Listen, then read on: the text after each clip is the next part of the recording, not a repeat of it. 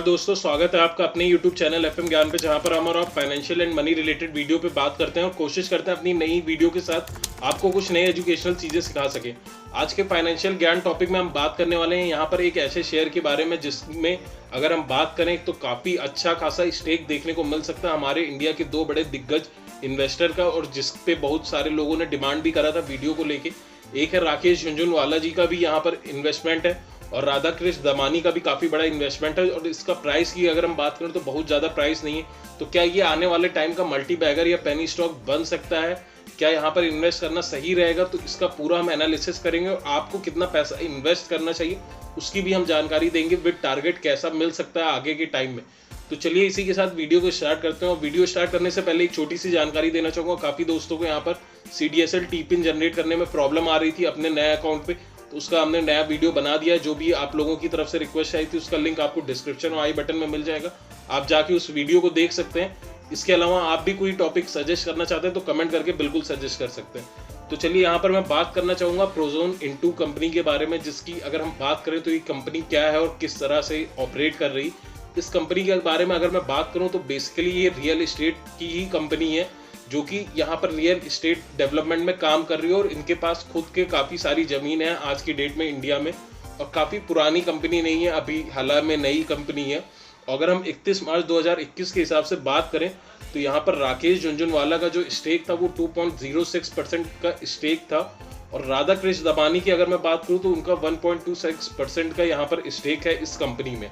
अब समझने वाली बात ये होगी कि इनका स्टेक इतना ज़्यादा है तो हमें भी इस हिसाब से इन्वेस्टमेंट करना चाहिए या नहीं करना चाहिए, कितना करना चाहिए, वो भी अभी हम कवर करेंगे। पहले कंपनी से थोड़ा सा हम जान पहचान करते हैं कि कंपनी के बारे में है क्या और कंपनी कैसे परफॉर्म कर रही है। तो ये कंपनी की अगर मैं बात करता हूँ अगर आपके सामने, तो आपको बताना चाहूँगा कि कंपनी के जो मेन पार्टनर है वो UK में बेस्ड है, और वहाँ पर ऑलरेडी ये कंपनी, इस जो पार्टनर कंपनी है वो इसी काम में काम करती है, यानी कि रिटेल। यहाँ पर अगर हम बात करें रियल एस्टेट की प्रॉपर्टी जो इन्वेस्टमेंट होता है, और UK में कम से कम कई सारे शॉपिंग मॉल और इस टाइप के कॉम्प्लेक्स उनके पास ऑलरेडी है। अब क्योंकि आपको समझना होगा रियल एस्टेट डेवलपमेंट कोविड की वजह से आपको भी पता है लगभग हर कंपनी का हिट हो रखा था क्योंकि काम नहीं चल रहा था, तो सेम इस कंपनी के साथ भी अप्लाई होता है। दूसरी चीज़, रियल एस्टेट में पैसा तुरंत आपको नहीं मिलता, धीरे धीरे मिलता है, क्योंकि अगर आप कोई भी ज़मीन भी खरीद के छोड़ते हैं तो ऐसा नहीं है कि अगले ही साल उसका 10 लाख बढ़ जाएगा, धीरे धीरे बढ़ता है, प्राइस बढ़ता है। और दूसरी चीज़, अगर आप कॉम्प्लेक्स टाइप की चीज़ों में अगर आप जा रहे हैं शॉपिंग मॉल में, तो उसको डेवलप करने के बाद वहाँ से जो आप रेंट निकालते हैं तो उसमें भी पैसा जो रहता है उसे भी आने में टाइम लगता है। तो यहाँ पर इसका जो रिजल्ट है वो लॉन्ग टर्म में देखने को मिल सकता है, और शायद इसी वजह से इनका स्टेक, इतने बड़े बड़े इन्वेस्टर का स्टेक यहाँ पर ऑलरेडी है। अब अगर मैं बात करूं, अभी इंडिया में इनके पास लगभग 17.79 million square feet off fully paid जमीन अभी इनके पास ऑलरेडी है। अगर हम बात करें, इनके पास 2 शॉपिंग मॉल हैं जो कि औरंगाबाद और कोयम्बतूर में है, और ये फ्यूचर में एक्सपेंशन करना चाहते हैं। हम बात करें तो नागपुर और मुंबई जैसी सिटीज़ में अभी ये आगे फ्यूचर में एक्सपेंड भी करने वाले हैं। अगर हम बात करें luxurious gated residential complex and villa development in Nagpur, Coimbatore and Indore, यानी कि नागपुर, कोयम्बतूर और इंदौर में इनके रेसिडेंशियल अच्छे खासे अपार्टमेंट है, फुल्ली फर्निश्ड, इस सेक्टर में भी काम कर रहे हैं। तो ये था इनका एक तरह से किस वे में काम कर रहे हो, क्या क्या जमीन है। बट अगर हम यहाँ पर इनकी फाइनेंशियल पे नज़र डालते हैं तो आपको भी मैं बताना चाहूँगा, इस कंपनी का अगर आप क्वार्टर ऑन क्वार्टर बेसिस देखते हैं रिजल्ट, या ईयरली बेसिस पे रिजल्ट देखते हैं, जिसका स्क्रीनशॉट यहाँ पर मैं आपको लगा दे रहा हूँ, आप खुद भी जाके किसी भी वेबसाइट पे चेक कर सकते हैं। मैं यही कहना चाहूँगा कि आप किसी भी अगर शेयर में इन्वेस्ट कर रहे हैं तो इतना तो आप कर ही सकते हैं कि उसका आप फाइनेंशियल खुद एक बार देख लें कि कंपनी लॉस में है कि नहीं है।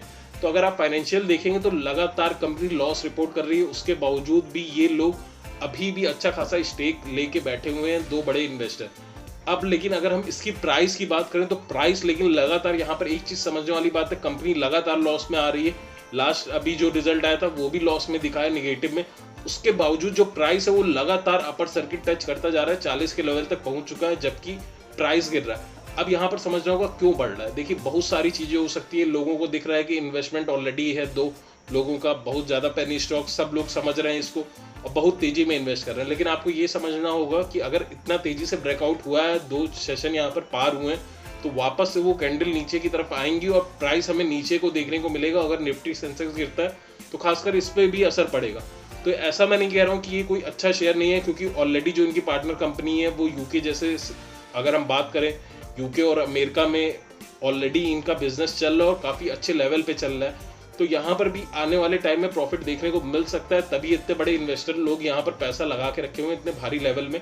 और समझने वाली बात ये होगी, आम लोग जो होते हैं, मैं या आप, तो उनको थोड़ी बहुत जानकारी होती है जो हम लोग न्यूज़ में देखते हैं, बट इतने बड़े बड़े लोगों को अंदर की न्यूज़ें होती हैं, इनसाइड न्यूज़ होती है कि कंपनी किस तरह से ऑपरेट कर रही है, फ्यूचर प्लानिंग क्या है, कहाँ से पैसा आने वाला है, तो वो सारी चीज़ें पता होती है। तो उन्होंने अपने हिसाब से रिस्क लिया है। लेकिन आपको ये समझना होगा, कभी भी इनके पोर्टफोलियो को अगर आप चेक करेंगे ऐसे बड़े इन्वेस्टर के, तो ज़्यादातर इन्वेस्टमेंट इनके अच्छे रहते हैं, लेकिन एक दो शेयर में इनको नुकसान भी होता है, बट वो बाकी से रिकवर हो जाते हैं। तो हम यहाँ पर ऐसा नहीं है कि सस्ते में मिल रहा है 30-35 या 40 रुपये तो हम पूरा ही पैसा लगा दें। अपने लिमिट के अनुसार लगाइए, अच्छा रिटर्न देखने को मिल सकती है, कंपनी अच्छी है, फंडामेंटली स्ट्रांग है, सारी चीज़ें। बट अभी क्योंकि क्वार्टरली जो रिजल्ट है अभी तक इसका प्रॉफिट में नहीं आ पाया है, तो इस वजह से हमें थोड़ा होल्ड करना होगा और धीरे धीरे इसमें हमें अपना पैसा डालना होगा। अभी क्योंकि अपर लेवल पे, तो तुरंत यहाँ पर हमें भी छलांग नहीं लगानी है, क्योंकि कभी भी ऐसा नहीं है कि एकदम से जब प्राइस भाग रहा हो तो उस रैली में हमें जाना चाहिए। वो हमेशा इन्वेस्टमेंट गलत होता है। तो ये था हमारा छोटा सा एनालिसिस। कैसा लगा आपको? अगर आपका भी कुछ पॉइंट ऑफ व्यू है, कुछ बताना चाहते हैं, कुछ पूछना चाहते हैं, तो कमेंट करके जरूर पूछ सकते हैं। Thank you.